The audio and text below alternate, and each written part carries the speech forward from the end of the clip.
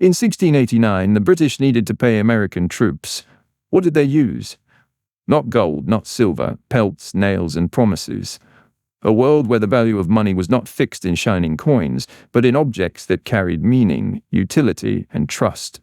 Welcome to Colonial America, a world where currency was not simply minted, but lived, breathed, and bartered in everyday life. Long before the glow of paper bills or the metallic clink of coins, the economy of early America was tangible, tactile, rooted in the very materials the settlers could see, touch, and trade. Beaver pelts were more than fashionable coats for Europeans. They were symbols of survival, of labor, of negotiation. A fur trapper, navigating icy rivers and deep forests, could exchange pelts for tools, food, or shelter. In this society, the worth of an object was inseparable from the labor it embodied and the trust it inspired.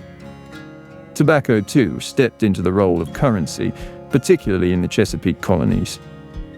Fields of the golden leaf stretched across Virginia and Maryland, cultivated through back-breaking labor and relentless sun. Yet tobacco was more than a crop, it was a medium of exchange. Taxes were paid in leaves, debts settled, servants compensated.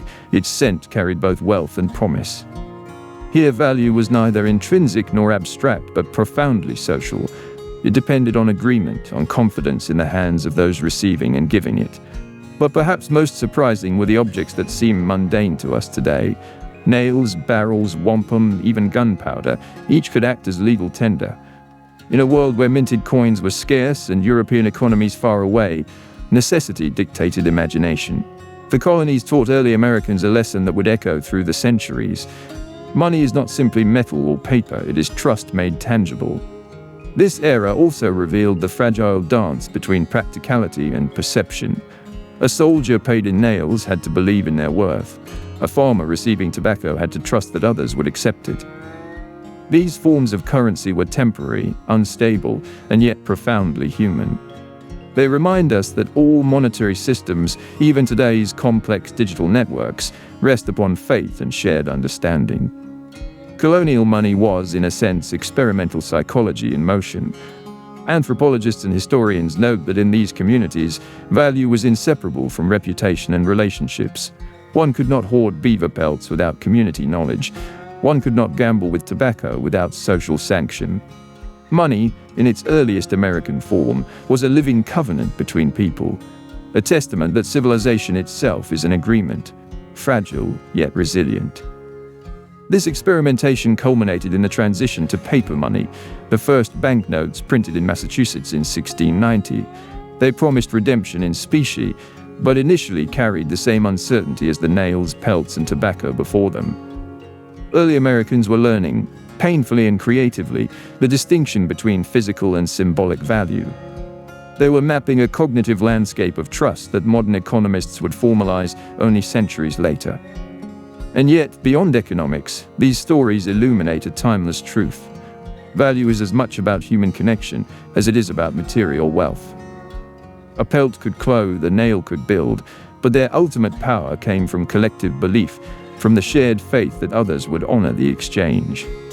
In every transaction, a microcosm of society unfolded, agreements made, trust earned, communities woven tighter. Consider the moral threads woven into this narrative. In a world stripped to essentials, money became more than a tool for profit. It was a mirror of human integrity. Those who hoarded, cheated, or betrayed found themselves isolated. Those who honored their promises, who respected the implicit contract of value, survived and thrived. It is a lesson echoed through history. Wealth is not merely possession, but responsibility, a covenant with the society that recognizes it. As we fast forward to today, we swipe plastic cards, tap digital wallets, and trade cryptocurrencies. Yet the essence of money remains remarkably constant. Trust, perception, and collective belief underpin even the most sophisticated financial systems.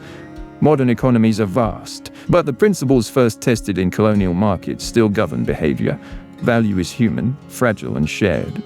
Reflecting on this, one realizes that the story of money is ultimately a story of us. From pelts to paper, nails to digital tokens, currency chronicles human ingenuity, ambition, and ethical engagement. It reminds us that even in the most mundane exchanges, there is room for virtue, for trust, and for insight into the human condition. Every coin, Every note, every transaction is a whisper from history, a call to recognize that value is born in relationships, maintained in trust, and honored through responsibility. In the end, Colonial America's strange, tactile currencies teach us a profound lesson. Wealth is not merely to be counted, but to be understood as an emblem of human cooperation, imagination, and moral discernment. To hold a pelt, a nail, a piece of tobacco is to grasp, in miniature, the fragile architecture of civilization itself, and to realize that all the money in the world is meaningless without the glue of trust and shared belief. So the next time you tap your card or check your bank balance, pause, remember the pelts, the nails, and the tobacco that once carried the weight of nations. Consider how every transaction you make today still carries the legacy of faith, trust, and human ingenuity. Lessons older than the United States itself, yet more relevant than ever. If this journey through America's forgotten currencies fascinated you, consider subscribing to our channel, leaving a comment with your thoughts, and sharing this video.